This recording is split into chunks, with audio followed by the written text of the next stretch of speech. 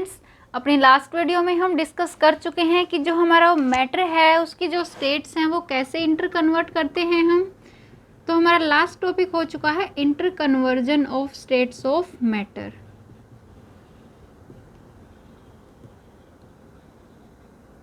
उसमें हम देख चुके हैं कि हमारा जो सॉलिड है वो कैसे लिक्विड में चेंज होगा, लिक्विड कैसे सॉलिड में चेंज होगा, या फिर liquid to gas, gas to direct solid, वो हम सारी चीज़ें डिस्कस कर चुके हैं। आज हमें जो करना है, हमारा जो टॉपिक है, आज हम करेंगे इवेपोरेशन।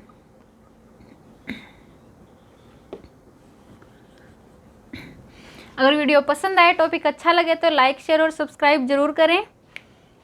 तो इवेपोरेशन क्या होता है हमारे पास, हमने बात की थी कि जो हमारे लिक्विड्स हैं वो वेपर्स में चेंज होते हैं, दैट मीन्स गैसियस स्टेट में चेंज होते हैं किसी टेम्परेचर पे।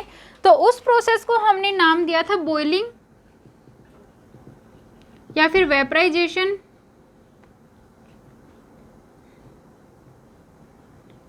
तो जब हम इवेपोरेशन की बात करते हैं, इवेपोरेशन हमारे पास क्या होता है, conversion of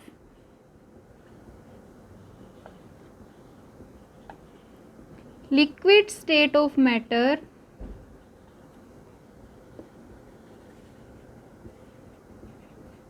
into vapor state, या फिर हम बोल सकते हैं gaseous state below its boiling point।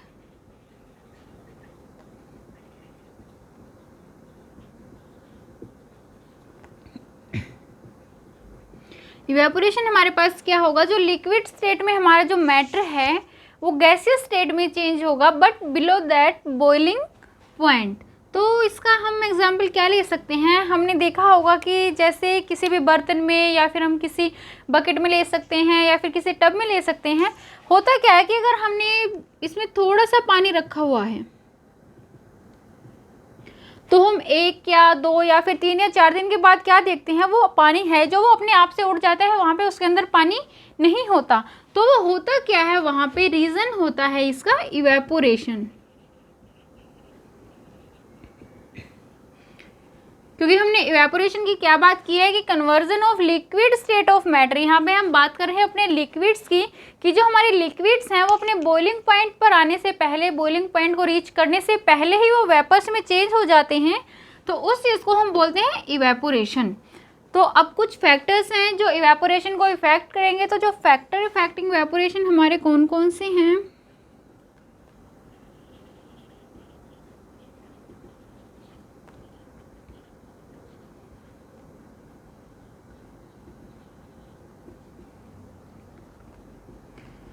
First हम बात करेंगे temperature.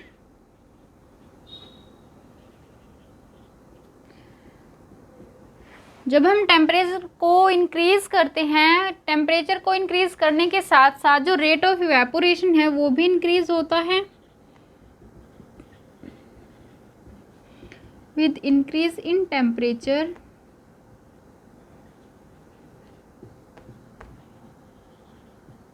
Rate of evaporation increases.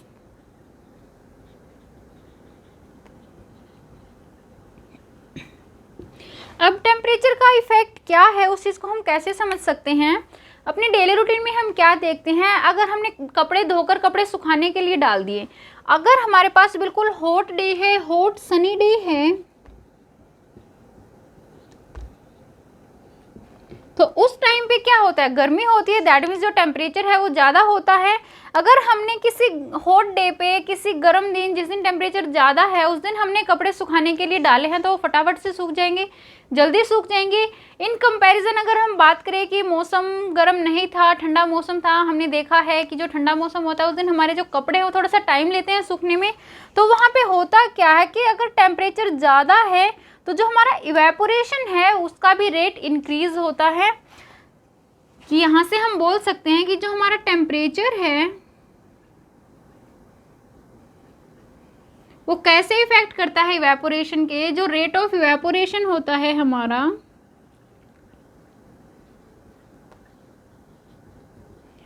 वो डायरेक्टली प्रोपोर्शनल होता है टेम्परेचर के। हम ये बोल सकते हैं यहाँ से कि अगर टेम्परेचर ज़्यादा है तो जो हमारा रेट ऑफ इवेपोरेशन है वो भी इंक्रीज़ होगा, अगर टेम्परेचर कम है तो जो हमारा रेट ऑफ इवेपोरेशन है वो भी डिक्रीज़ होगा।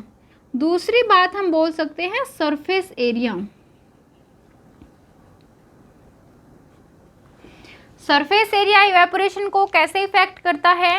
अगर सरफेस एरिया ज़्यादा है, with increase in surface area जो हमारा रेट ऑफ इवेपोरेशन है वो भी इंक्रीज होगा। अगेन हम वही एग्जांपल लें, अगर हमने कपड़े धोए हैं, कपड़े सुखाने हैं, हमने सुखाने के लिए डालने हैं, तो अगर हम एक एग्जांपल लें कि हमने कोई कपड़ा है उसको ऐसे रिंकल फॉर्म में ही कपड़े को सुखाने के लिए टांग दिया, तो अगर हमने उसे इकट्ठा करके ऐसे तोड़ मरोड़ के बिल्कुल श्रिंक करके वहाँ पे रखा है तो वो कपड़ा हमारा लेट सूखेगा, कोई भी कपड़ा है। लेकिन अगर हमने उसे ऐसे फैला के अगर किसी चीज़ के ऊपर टांग दिया है तो वो जल्दी सूख जाएगा। तो इसका मतलब क्या है, वहाँ पे रेट ऑफ इवेपोरेशन हमारा इंक्रीज हुआ। तो अगर सरफेस एरिया इंक्रीज करेगा, with increase in surface area rate of evaporation also increases।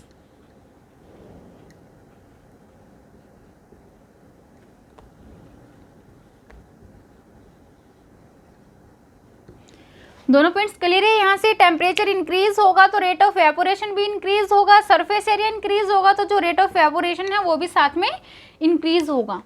Third factor यहाँ से हमारे पास आता है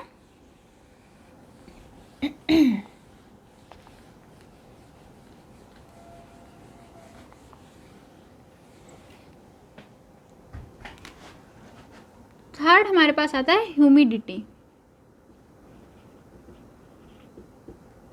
ह्यूमिडिटी क्या होती है हमारे पास? नमी।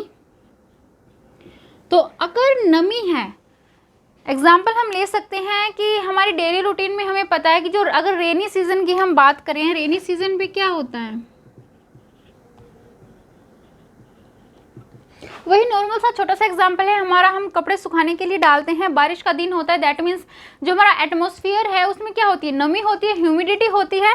तो ह्यूमिडिटी हमारे पास होती क्या है, अमाउंट ऑफ वाटर वेपर्स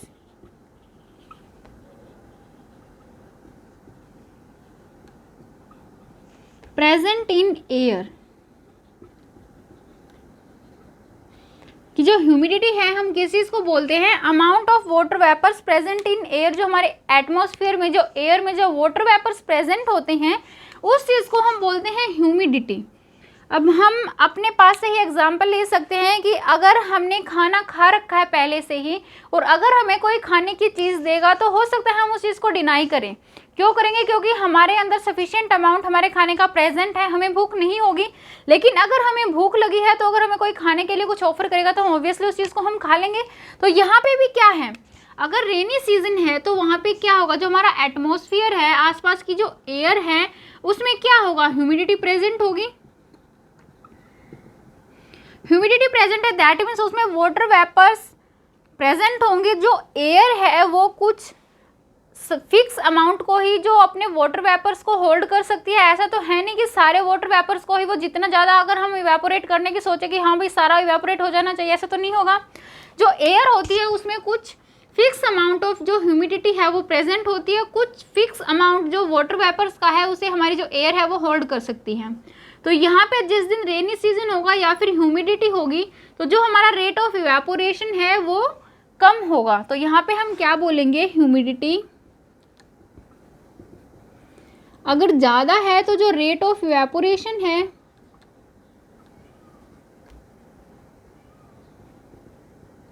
वो डिक्रीज होगा, और अगर ह्यूमिडिटी कम है तो जो हमारा रेट ऑफ इवेपोरेशन है वो इंक्रीज होगा। क्योंकि ऑब्वियस सी बात है अगर ह्यूमिडिटी इंक्रीज हो रही है तो वाटर वेपर्स का जो अमाउंट है वो हमारे एयर में एटमॉस्फेयर में ज़्यादा है तो रेट ऑफ इवेपोरेशन ज़्यादा नहीं होगा। दैट मीन्स जो वाटर वेपर्स हैं वो वहाँ पे ज़्यादा, हमारा जो लिक्विड है वाटर है वो वेपर्स में कन्वर्ट होके नहीं जाएगा। लास्ट हमारे पास यहाँ से आता है विंड स्पीड।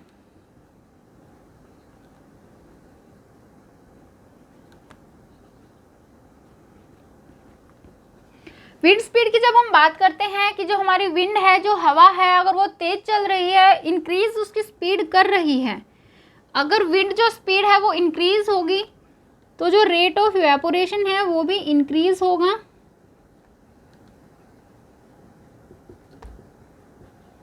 अगर विंड स्पीड कम हो रही है, कम है, तो जो हमारा रेट ऑफ इवेपोरेशन है वो भी डिक्रीज होगा।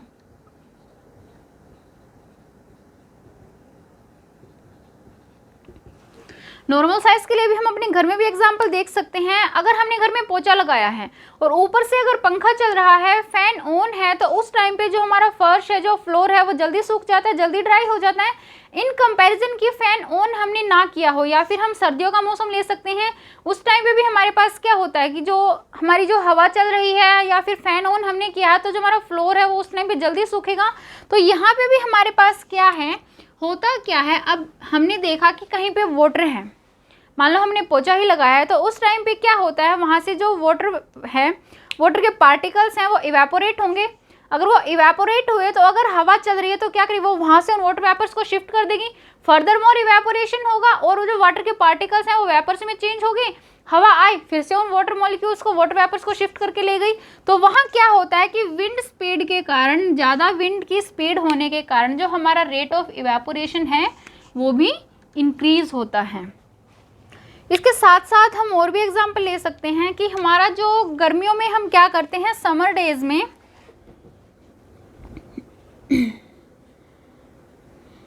जो समर डेज में जो अर्थन पॉट होता है, मिट्टी का मटका होता है, हम उसमें जो पानी रखते हैं वो काफ़ी ठंडा होता है। होता क्यों है, बिकॉज ऑफ इवेपोरेशन। अब यहाँ पे हम क्या डिस्कस करेंगे, cooling effect of evaporation.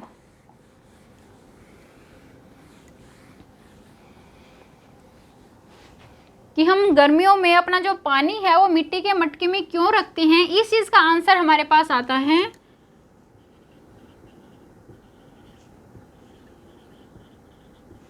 Cooling effect of evaporation.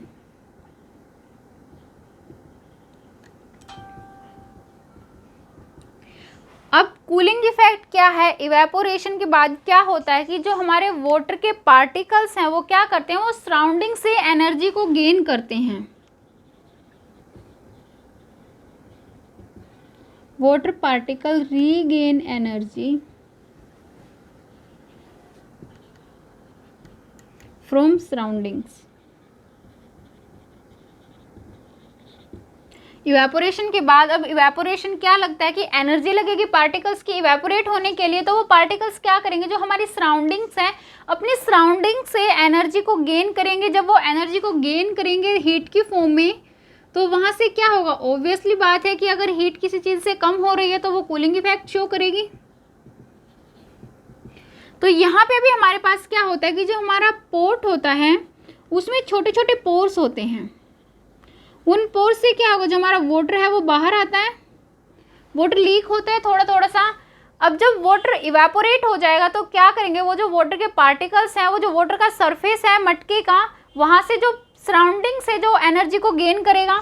जब वो पार्टिकल्स एनर्जी को गेन करेंगे तो दैट मीन्स वहाँ से हीट गेन करेंगे। वो अगर उस चीज़ को हीट गेन करें वो फिर से इवेपोरेट होंगे, फिर से इवेपोरेट होंगे तो वो सराउंडिंग से फिर से एनर्जी गेन करेंगे। इन द सेम प्रोसेस हमारा क्या चलता रहता है कि जो पानी है मटके का, वाटर होता है, वो कूल रहता है। दूसरा एग्जांपल हम एक और ले सकते हैं कि हमारा जो नेल पॉलिश रिमूवर होता है, अगर हम उसे अपनी हथेली पे डालें तो हमें काफ़ी ठंडा फील होता है। होता क्यों, वहाँ पे भी क्या होता है, जो नेल पॉलिश रिमूवर होता है वो जो हमारे हाथ से, हमारी हथेली से, हमारे पाम से की जो एनर्जी है, हीट है, उसे एब्जॉर्ब कर लेता है। जब वो उस एनर्जी को एब्जॉर्ब करता है तो हमें हमारे हाथ पे ठंडा फील होता है। क्यों, क्योंकि वो उस सरफेस से एनर्जी को गेन कर चुका है in the form of heat. तो इवेपोरेशन में इतना ही, इसके बाद हम अपना नेक्स्ट टॉपिक डिस्कस करेंगे। आज के लिए इतना ही। अगर आपको वीडियो अच्छी लगी तो फिर से लाइक, शेयर एंड सब्सक्राइब जरूर करें।